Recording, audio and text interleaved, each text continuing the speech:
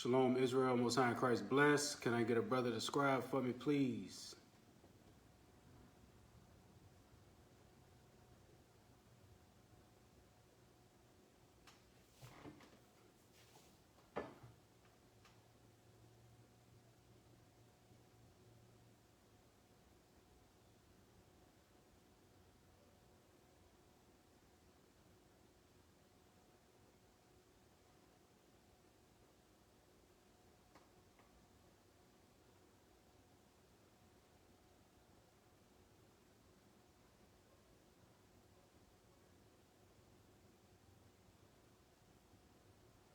Can I get a brother to scribe for me?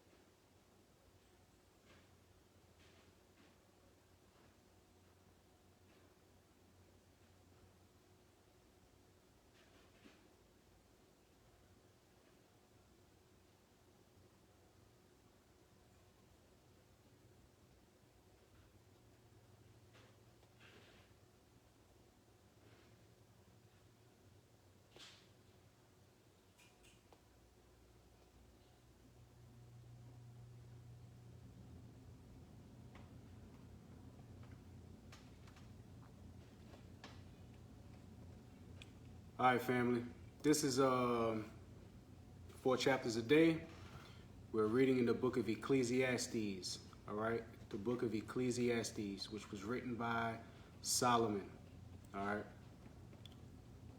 If I can get a brother to scribe for me, we are going through Ecclesiastes chapter 2 to chapter 5. All right.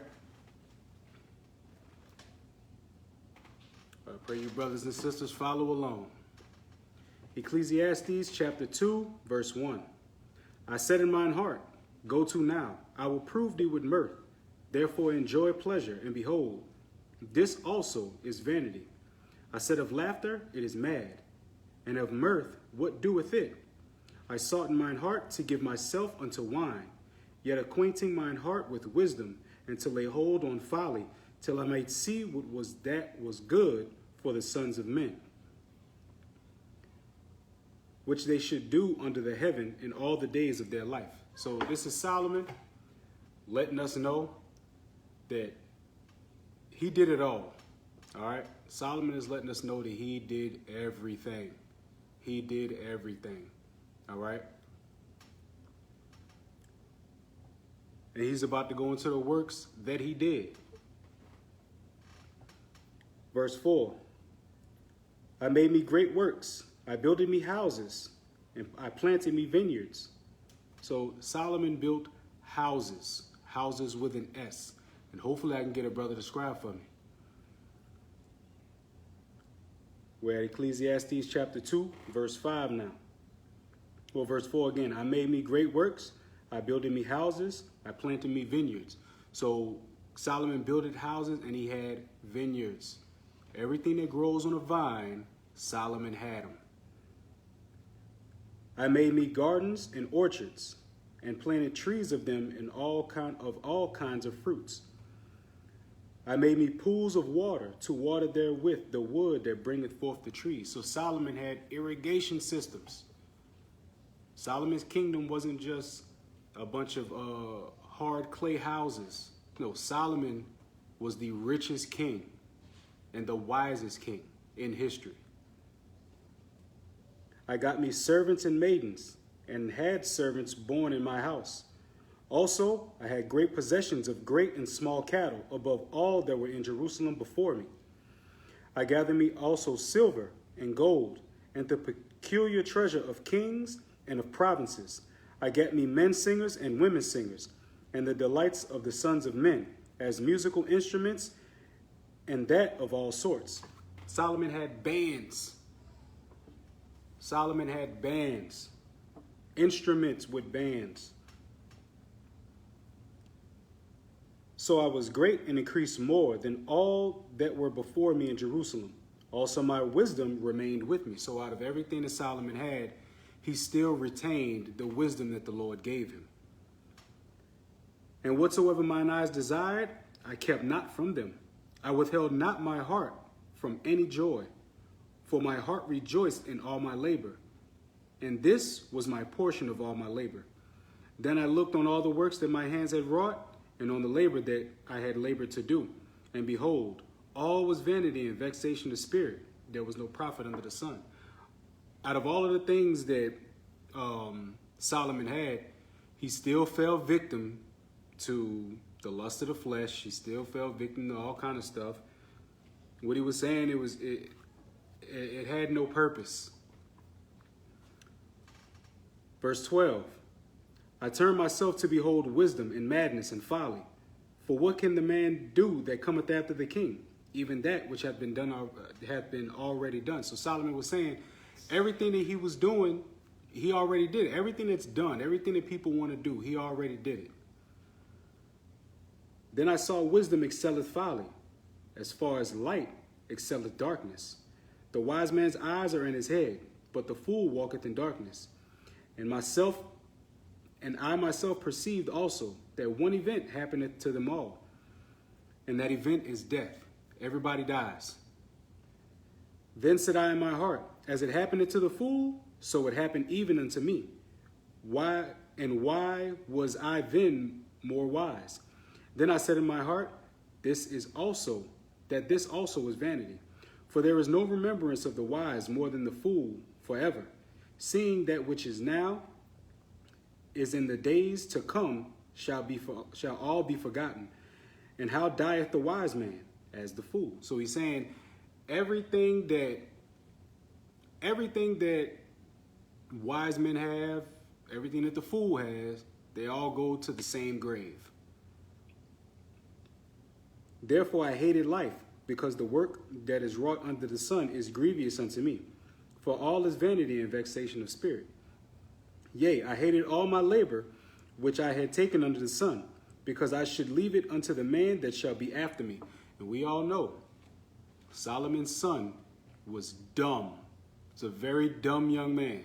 So all of that work that he did, all of that stuff that the vineyards and the servants, the handmaids, the pools of water, the gold, the silver, everything that he had, it was all lost to a foolish person behind him. Verse 19, and who knoweth whether he shall be a wise man or a fool? Yet shall he have rule over all my labor wherein I have labored, and wherein I have showed myself wise under the sun. This is also vanity.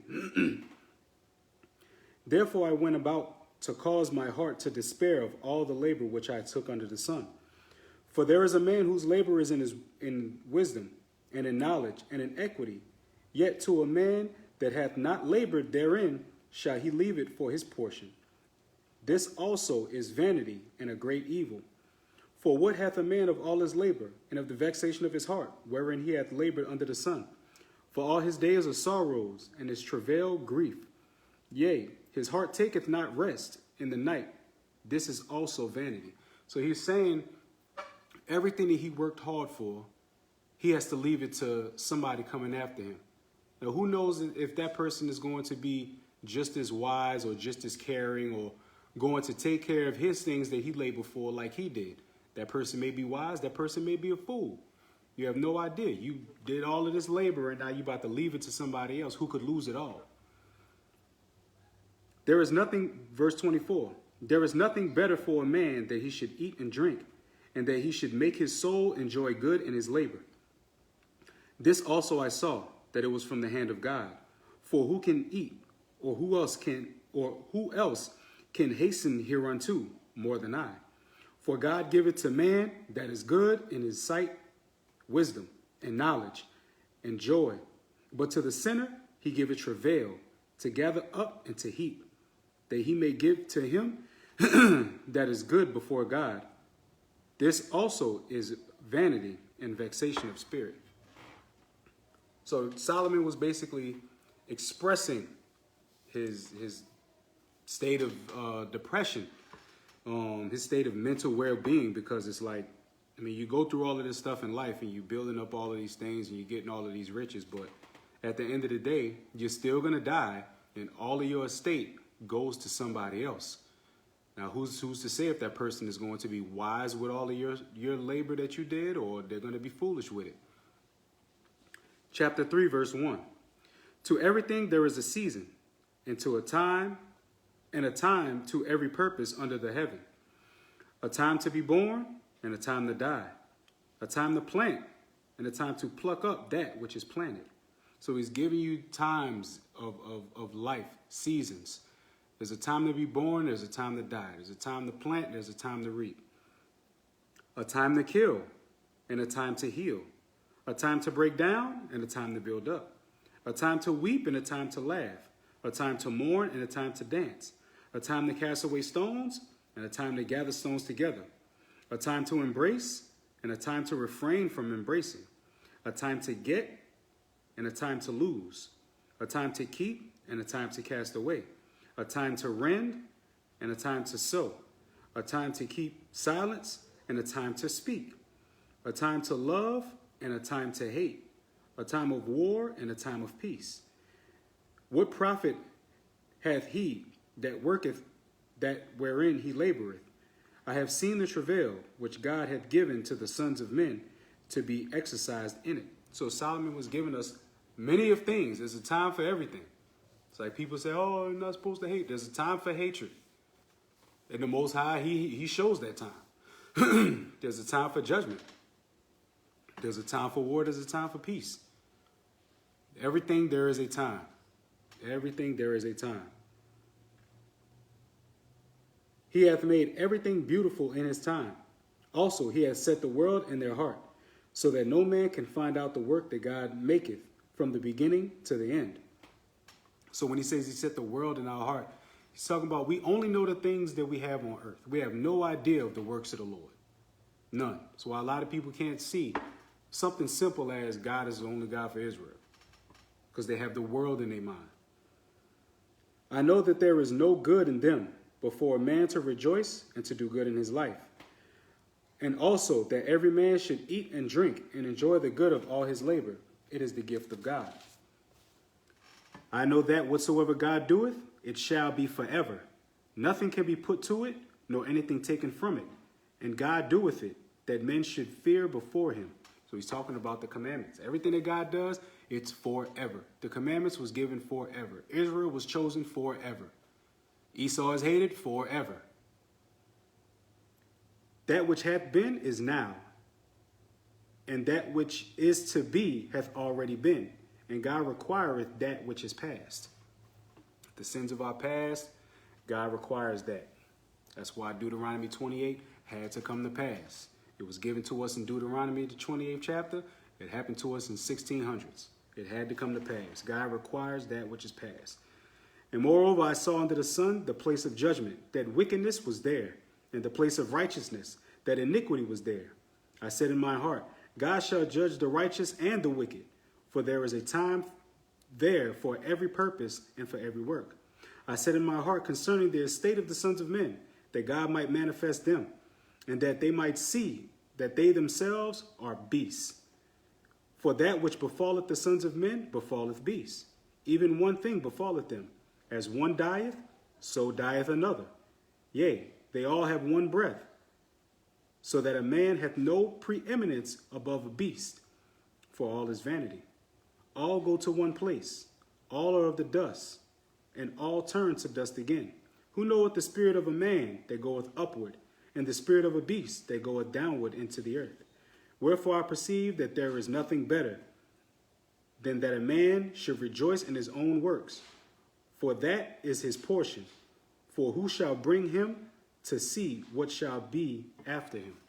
So Solomon was saying that everything happens to the poor, everything happens to the rich, the wise, the fool, man and beast. We all die. So you might as well rejoice in what you have now before you die. And you have to pass on all of your stuff to somebody else. That was his mindset. That's why Solomon did everything that he did. That's why he gave himself to know the folly and all of that stuff, because he was like, well, if this is all that I got, I might as well enjoy it. Chapter 4, verse 1. So I returned and considered all the oppressions that are done under the sun, and behold, the tears of such as were oppressed, and they had no comforter. And on the side of their oppressors there was no power, or there was power, but they had no comforter. Wherefore I praise the dead which are already dead, more than the living which are yet alive. Yea, better is he than both they which hath not yet been, who hath not seen the evil work that is done under the sun. And a lot of our people still have that mindset. That's why in New Orleans they have something called second lines. Second lines was meant as a celebration for people who died. They don't have to deal with the sorrows and the pain of this life anymore. And Solomon was talking about the same exact thing. Again, I considered all travail and every right work, that for this a man is envied of his neighbor. This also is vanity and vexation of spirit. He was saying even envy is vanity, because you envying something. This person is going to die just like you. They're going to lose their stuff and pass their stuff on. You envying them for what? Verse 5. The fool foldeth his hands together and eateth his own flesh. Better is an handful with quietness than both hands full with travail and vexation of spirit. Then I returned, and I saw vanity under the sun. There is one alone, and there is not a second. Yea, he hath neither child nor brother. Yet is there no end of all his labor. Neither is his eye satisfied with riches. Neither said he, for whom do I labor, and bereave my soul of good? This is also vanity. Yea, it is a sore travail. Two are better than one, because they have a good reward for their labor. For if they fall, the one will lift up his fellow. But woe to him that is alone when he falleth, for he hath not another to help him up. Again, if two lie together, then they have heat. But how can one be warm alone? If one prevail against him, two shall withstand him. And a threefold cord is not quickly broken. It's talking about gathering together. You can't be by yourself. You can't call yourself an Israelite being by yourself. You want the kingdom with everybody else, but you want to be alone while you live in this life. That don't work like that. Somebody come up against you, you have no backup. You have nobody that's going to help you out. Verse 13. Better is a poor and a wise child than an old and foolish king, who will no more be admonished. For out of prison he cometh to reign, whereas also he that is born in his kingdom becometh poor. I considered all the living which walk under the sun, which the second child shall stand up in his stead. There is no end of all the people, even of all that have been before them. They also that come after shall not rejoice in him.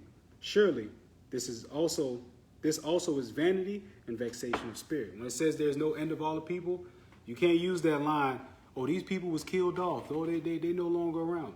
They still around. They still around. Chapter 5, verse 1. Keep thy foot when thou goest to the house of God, and be more ready to hear than to give the sacrifice of fools, for they consider not that they do evil. Be not rash with thy mouth, and let not thine heart be hasty to utter anything before God. For God is in heaven, and thou upon earth. Therefore let thy words be few, meaning watch your mouth. That's why Christ said every word you're going to give account of, every idle word. For a dream cometh through the multitude of business, and a fool's voice is known by a multitude of words.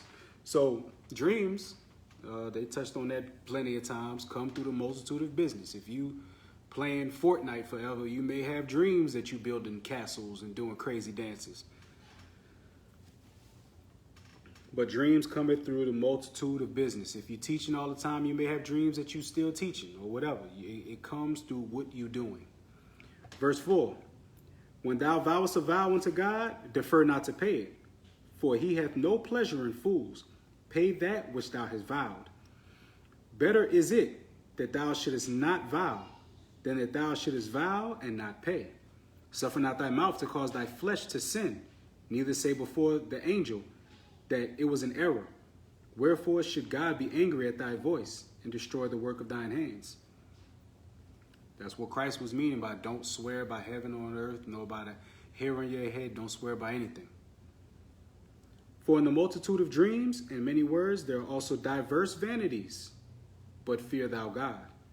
If thou seest the oppression of the poor, and violent perverting of judgment, and justice in a province, marvel not at the matter, for he that is higher than the highest regardeth, and there be higher than they. So the wicked that are successful, don't worry about them. All the stuff that they're doing, because there is a God, and that God will have his vengeance. That's why the scriptures say, vengeance is mine, I will repay, saith the Lord. Moreover, the profit of the earth is for all, and the king himself is served by the field. He that loveth silver shall not be satisfied with silver, nor he that loveth abundance with increase. This also is vanity. When goods increase, they are increased that eat them. And what good is there to the owners thereof, saving the beholding of them with their eyes? So, as one rapper said, more money, more problems. The more money you get, the more things you get, the more is going to happen. The more money most people get, the bigger their family gets. Meaning, the more food you're able to buy, the more mouths there is to feed. Verse 12, the sleep of a laboring man is sweet, whether he eat little or much, but the abundance of the rich will not suffer him to sleep.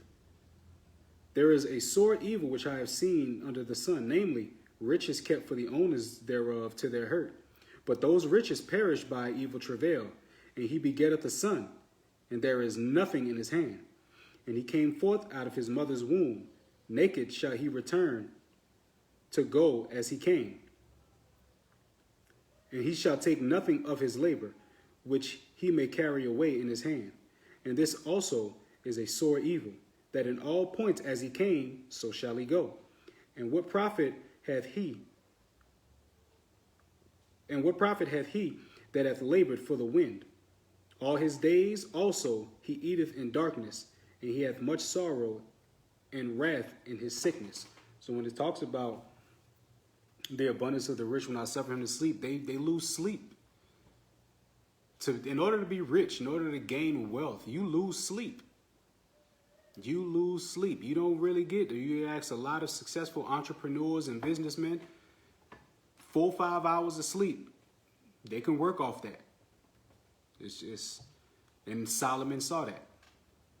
Behold, that which I have seen, it is good and comely for one to eat and to drink and to enjoy the good of all his labor that he taketh under the sun all the days of his life, which God giveth him, for it is his portion. Every man also to whom God hath given riches and wealth, and hath given him power to eat thereof, and to take his portion, and to rejoice in his labor, this is the gift of God. For he shall not much remember the days of his life, because God answereth him in the joy of his heart. So that concludes the 4-chapter reading. Remember, the book of Ecclesiastes was a book of regret. A lot of regret Solomon had, and he's writing it out. We can all learn a lot from that, because in the end, you're going to see. You're going to see what's really going to matter in this life. And it's not, yes, money is a defense, and it's going to go into that later on. But, you know, just keep in mind, keep the commandments in the faith of Christ, all right? That's what Solomon was saying, all right? I want to thank, who was that brother that was scribing for me? Joshua. I want to thank you, brother, for scribing for me. Appreciate you. Y'all stay tuned for TGI Friday. Y'all know what time it is. Y'all have a happy prep day. Have a happy Sabbath. Be sure to tune in to TGI Friday and the Sabbath class. Most High in Christ bless you all.